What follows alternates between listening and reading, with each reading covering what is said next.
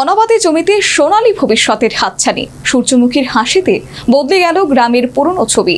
এককানে জমিতে জাগলো আশার আলো। চরিলামের চাষি লিখছেন আশা আর উৎসাহের ভবিষ্যতের কাহিনী।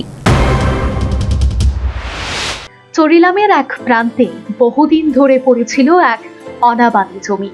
আগাছা, ধুলো আর নীরবতা ছাড়া সেখানে যেন কিছুই ছিল না। গ্রামের মানুষ সেই জমির দিকে তাকিয়ে শুধু দীর্ঘশ্বাস ফেলতেন। কেউ ভাবেনি এই অনুর্বর মাটিও একদিন সোনালী হাসিতে ভরে উঠবে। সে অসম্ভবকেই সম্ভব করেছেন এলাকার পরিশ্রমী চাষি সঞ্জিত দাস। স্থানীয় কৃষি বিজ্ঞান কেন্দ্রের আধিকারিকের পরামর্শ নিয়ে তিনি এই এককানি জমিতে শুরু করেন সূর্যমুখী চাষ। শুরুতে ছিল সংশয়, ছিল নানা প্রশ্ন, কিন্তু সাহস আর শ্রমকে সঙ্গী করে বিজ্ঞান ভিত্তিক পরামর্শে তিনি এগিয়ে যান নিচের পথে। দিন গড়িয়েছে, ঋতু বদলেছে, আর জমির চেহারাও পাল্টেছে। এখন সেই মাঠ জুড়ে দুলছে অসংখ্য সূর্যমুখী ফুল। হলুদ পাপড়ির শাড়িতে যেন সূর্যের আলো মাটিতে নেমে এসেছে। বাতাসে দোল খেয়ে তারা যেন নতুন দিনের গান শোনায়। এই ক্ষেত এখন শুধু ফুলের সৌন্দর্য নয়, আশার প্রতীকও বটে। কৃষক সঞ্জিত দাসের চোখে ফুটেছে স্বপ্নের দীপ্তি।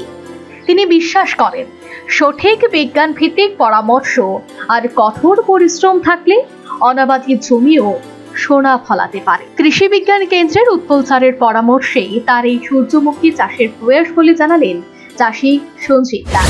আপনি যে সানফ্লাওয়ার ক্ষেত করলেন, আইডিয়াটা কেমন আইলো? প্রথম আইডিয়াটা আপনার ওই কৃষি বিজ্ঞান কেন্দ্র থেকে একজনের স্যার আছে, আমরা উৎপল স্যার। আচ্ছা, কইছে জমিটা যখন খেয়ে বেড়ে রয়েছে, এই কিছু সূর্যমুখী বীজ দিতে আসি করেন, খুব ভালো হইবে। ভালো লেগে স্যারের পরামর্শ নিয়ে করুন। আচ্ছা, আমি সে তো চাষ করলেন, এরকম যে আপনার কি লাভ লস বা কি কেমনে লাভ হল? লাভ লস বলতে যদি বীজটা দিয়ে বললে তেল করুন যা। আচ্ছা, তার লেগে স্যারে করে এটা আপনি টেস্টিং করলেন? হ্যাঁ। তো কতদিন থাকে এই ফুল ফুটলে পরে? এটা তো আপনার মাসখানেক মতো থাকবে। মাসখানেক পরে ফুল শেষ হইল, তারপর আপনারা বীজ তুলবেন না? এককানি জমি, এক্ষেত্রে সূর্যমুখী চাষে চাষি সঞ্জিত দাসের খরচ হয়েছে আনুমানিক 12,000 টাকা।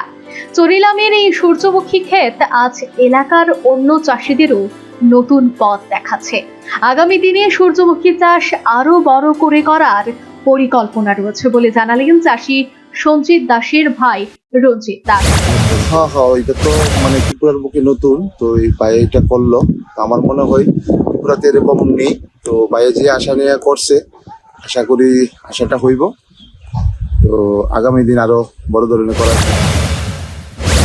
সুতরাং অনাবাদী জমি আর এখন হতাশার প্রতীক নয়, তা হতে পারে সমৃদ্ধ ভবিষ্যতের দরজা।